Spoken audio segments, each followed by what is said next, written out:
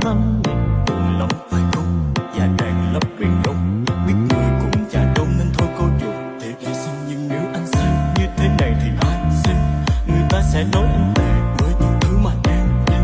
Vì thế nên anh phải sống như cái cách anh từng mơ, dù cho bản thân này hóa đá nhưng trái tim chẳng ngừng và dòng và dòng thư tay em gửi trao anh ngày nào, giờ còn lại hữu vô em gửi anh đây lời chăng. Mà nhìn người đi rồi mình làm gì